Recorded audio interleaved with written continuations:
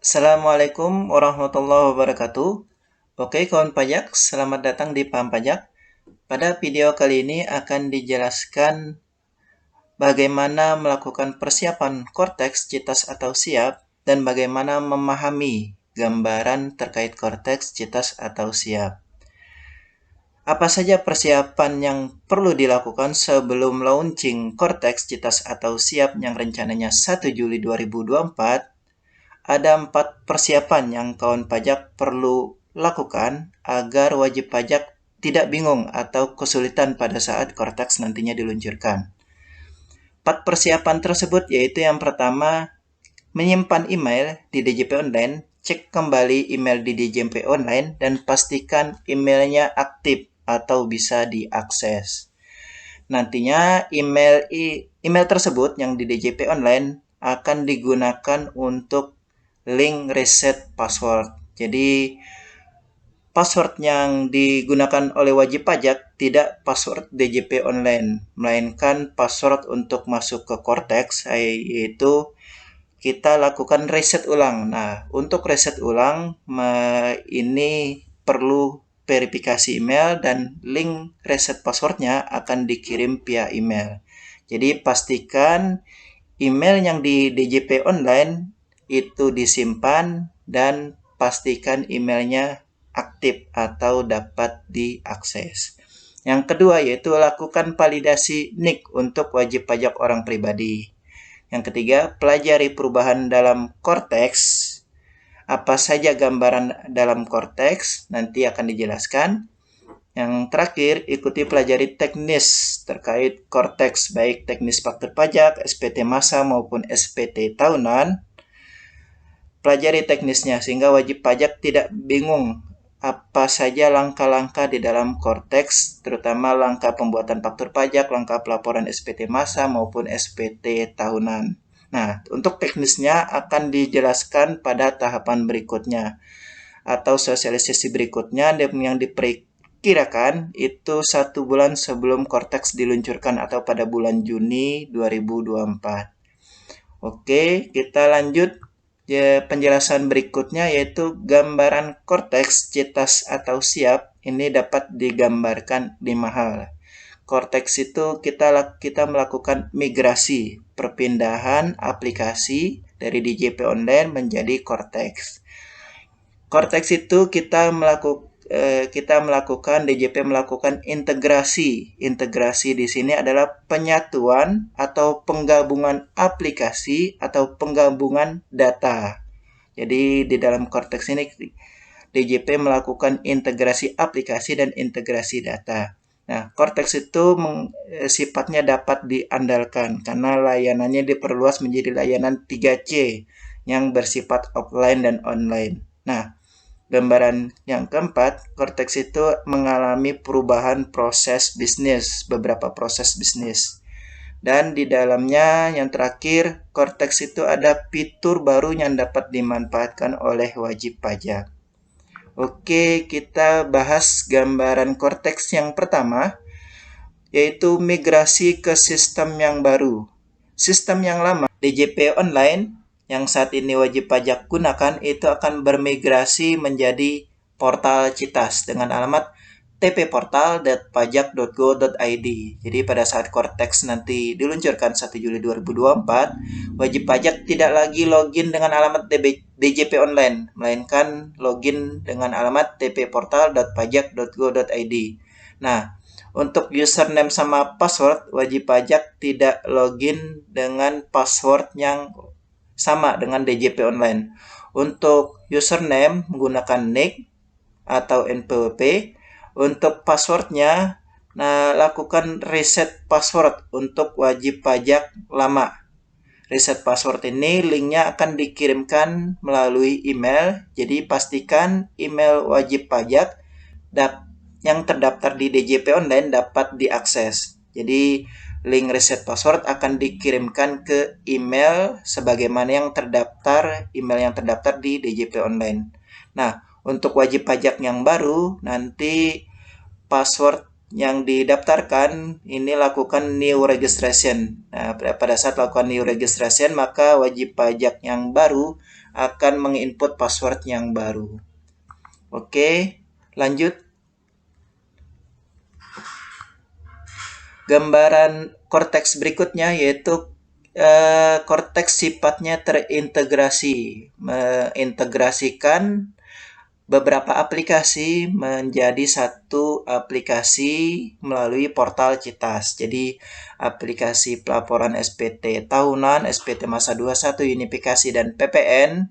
Jadi yang PPN sebelumnya terpisah nanti akan diintegrasikan, disatukan di dalam portal Citas. Jadi wajib pajak hanya login di satu portal, namanya portal Citas. Dan nantinya di dalam portal Citas ini data-data akan terintegrasi. Jadi yang sebelumnya yang sudah terintegrasi hanya pajak masukan, nantinya di dalam Cortex ini tidak hanya pajak masukan yang sudah terintegrasi, nanti bukti potong, profil wajib pajak, dan tunggakan.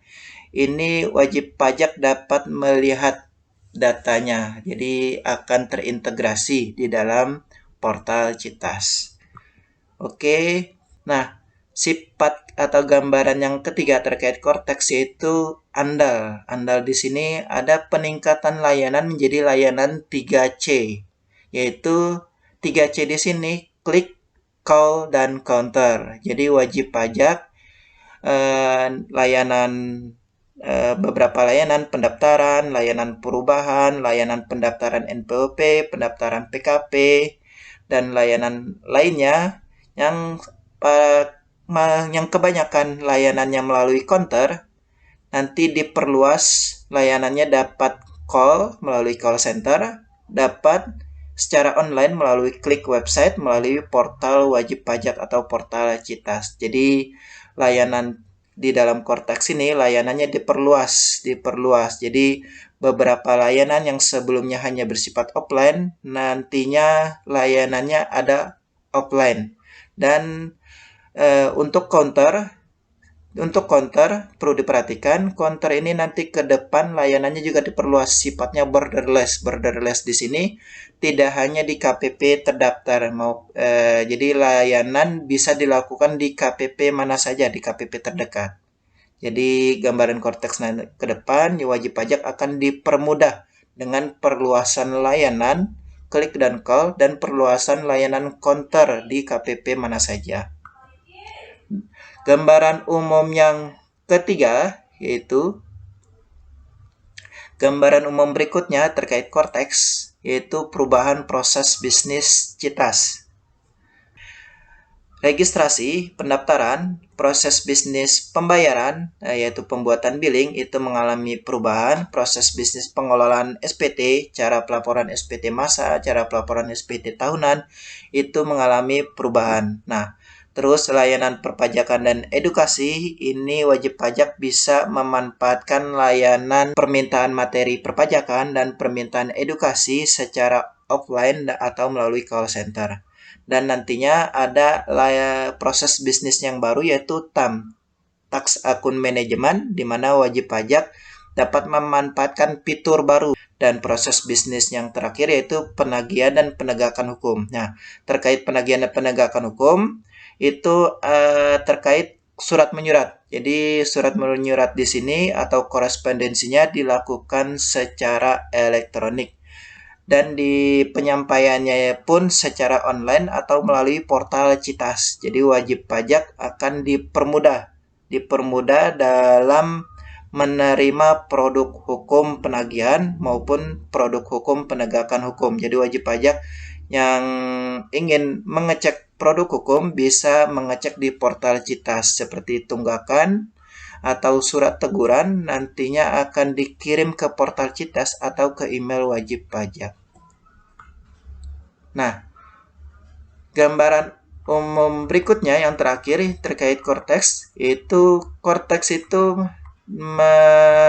memfasilitasi wajib pajak memberikan fitur baru. Jadi terdapat fitur baru dalam Cortex yaitu kode billing multi akun, di mana pembuatan billing tidak hanya satu jenis pajak, namun bisa satu billing untuk beberapa jenis pajak, dan satu billing bisa beberapa utang pajak, sehingga dalam kode billing multi akun ini wajib pajak dimudahkan untuk membuat billing, sehingga tidak perlu membuat billing dalam jumlah banyak, cukup satu billing untuk beberapa jenis pajak atau satu billing untuk beberapa utang pajak. Nah, fitur baru berikutnya yaitu di dalam Cortex ada namanya akun deposit pajak.